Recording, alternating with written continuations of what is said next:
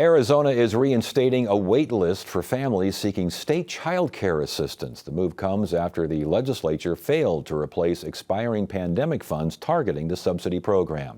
To learn more, we welcome Barbie Prinster. She's Executive Director of the Arizona Early Childhood Education Association. Welcome to Arizona Horizon. Good to have you here. Thank you so much for having me. Now, this is a wait list that now wasn't there, and now it's there. What's going on here? So before COVID happened, we did have a wait list. And then when the Child Care and Development Block Grant was reauthorized, we were able to sometimes let people in through attrition. But when COVID happened, we received $1.2 billion Arizona received in federal funding to help stabilize the industry. And so when all of the, during the last year, some of those funds have expired, and then the rest of the funding expired the end of June.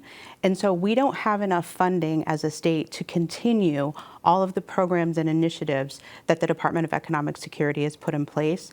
And so with that, we knew that we were going to have a wait list. One thing I would like to say is that we did get $12 million in state funding through the general fund. That is historic. We have not had that in well over 10 years. And then DES was able to reauthorize or appropriate their funding through the legislature that we get from the federal government. So you got some, but obviously not nearly enough to keep from this Not wait list enough, from right. So our ask for the governor's office, and also she included in her budget too, was $100 million in state general fund. Now, we knew that we were probably not going to get that amount due to the budget deficit that we were facing as a state. But we did get 12 million, and that's historic. And then with the combination of the funding that we got from the federal government, that our legislature just has to appropriate that funding for DES to be able to use it. It just wasn't enough to avoid a wait list, and we knew that was coming, so it did go into effect August 1st. Yeah, but DES apparently made the announcement 24 hours before implementation. That doesn't sound optimal. It is not optimal. Yeah, it was a little bit less than 24 hours. So anybody that had received maybe a job offer that, they have children that maybe they need childcare for, maybe you just hired a teacher if you're a provider. Unfortunately, if you didn't get their application in that day on the 31st of July, you were put on the wait list. Now, the wait list is for new applicants only, correct? It is, yes. Okay. And are they locked out indefinitely? I mean, how long is this going to happen?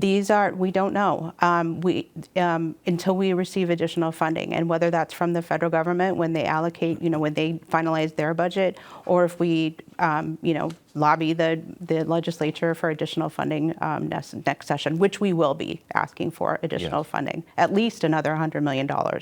And this includes, this is low-income working parents, includes parents in shelters? No. It does not include parents in shelters. Right. So there are some families that are not included in this. So the children that are involved in with the Department of Child Safety, DDD families, and so homeless, this will not affect them. But if you're a low-income working family, right, wanting to go to work, pay taxes, it's kind of it kind of defeats the whole purpose, right? We want people to be able to go to work and be a part of the society. We want to be able to hire teachers as well, and that could be a real problem. So what are their options? Scary. Yeah, right? Nothing. Yes. Right. If you're a single mom, sometimes you have to make really tough decisions, maybe some unsafe decisions, and we don't want anybody to be put in that situation. What kind of reaction have you heard so far? Have you seen? It's scary. It's really scary for providers as well, because now they know. So low-income working really is the largest bucket. When we talk about child care subsidy right now, we're serving around 22,000-ish children in that bucket.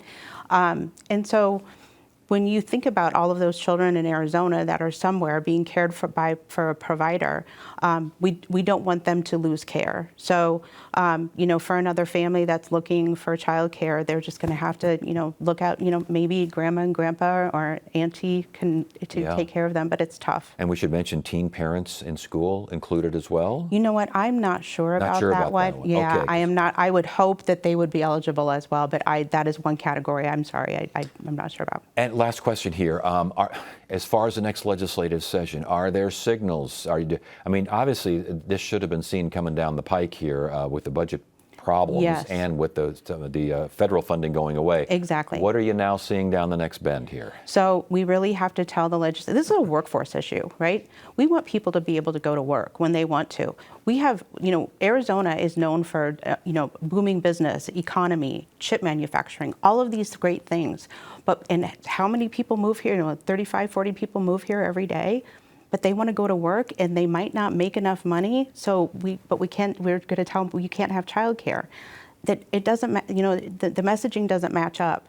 So we really want to have a state where everybody is welcome, everybody has an opportunity to go to work and have safe and secure childcare. Well, we'll see how the legislature does this next go around. Barbie Prinster, again, Arizona Early Childhood Education Association. Good to have you on. Thanks for joining. Thank you so much.